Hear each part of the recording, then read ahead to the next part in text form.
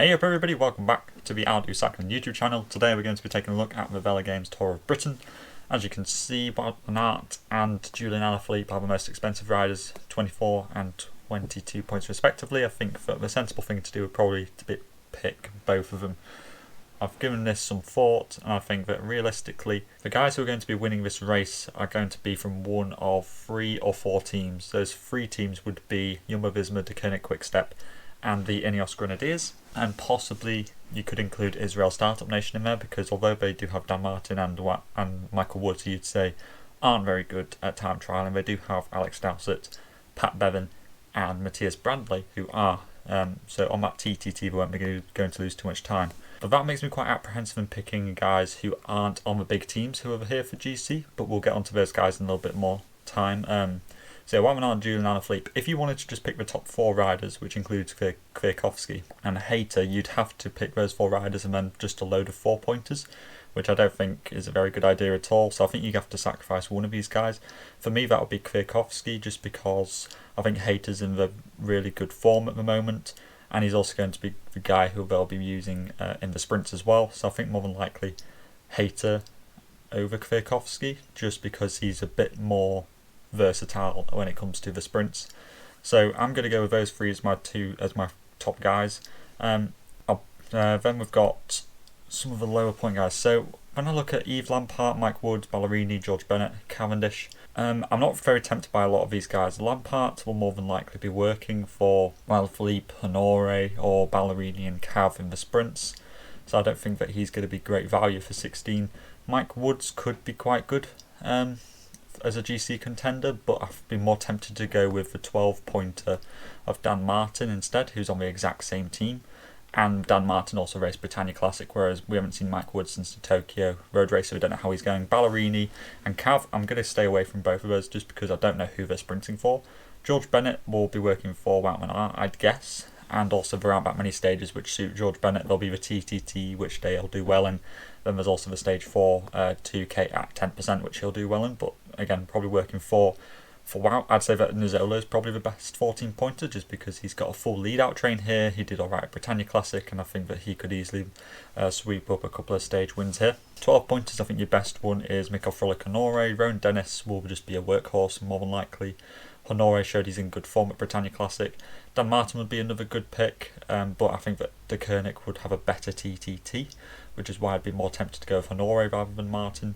And then Solar, I'm not very tempted by either, just because the other 2 are more likely to get more points in my eyes. 10-pointers, you're going to see a lot of people probably picking James Shaw for Ripple Weltide. I think that's pretty understandable.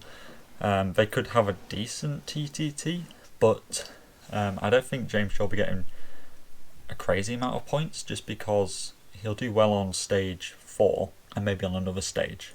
I can't remember which one is one of the later ones, like stage 6. Where else is he going to get points? Would it be better to try and pick a sprinter instead? Jorgensen's pretty fast as a 10-pointer, so I'd say that maybe Jorgensen would be the better choice. Or you could pick Max Canter, who again is probably one of the fastest sprinters in this whole field. 8-pointers, I'll start skipping through some people now. So you've got Thomas Galogue for GC for Trinity. You've got Carlos Rodriguez, you've got Connor Swift, Ben Tullett. I think these are all my favourite ones from this group.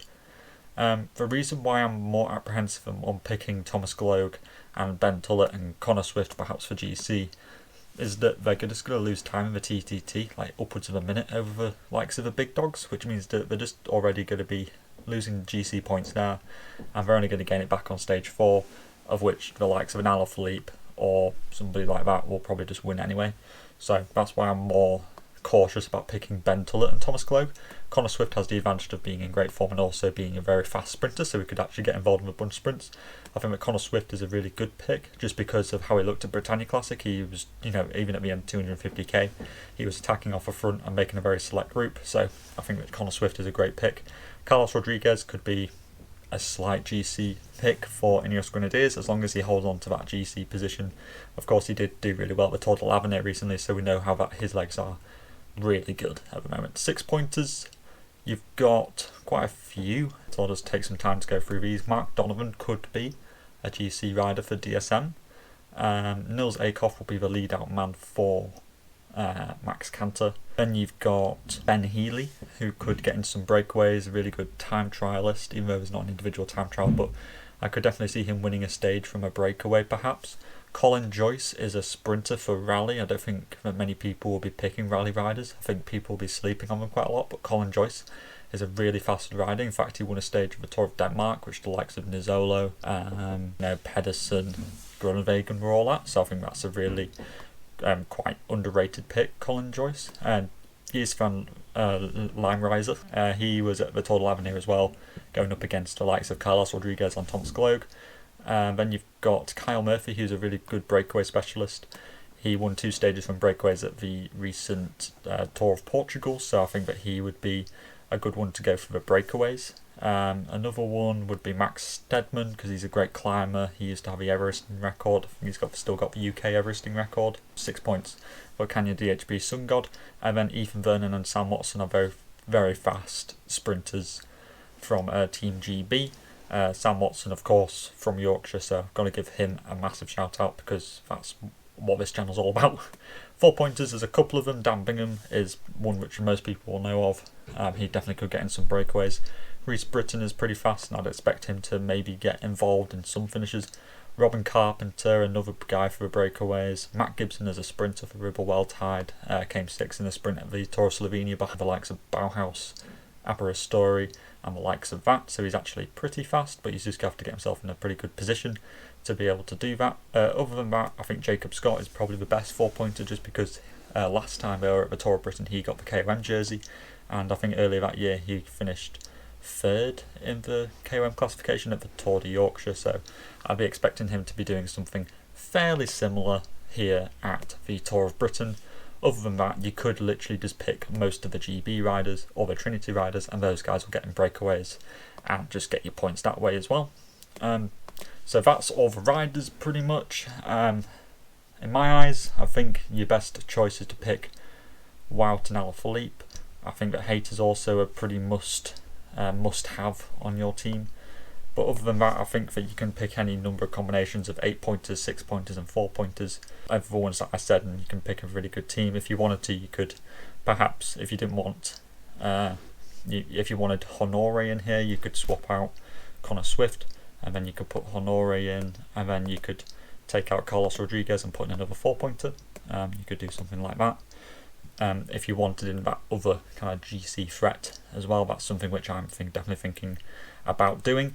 But other than that, Tour of Britain starts tomorrow at 11 o'clock UK time. I think it's like 12 o'clock Central European time.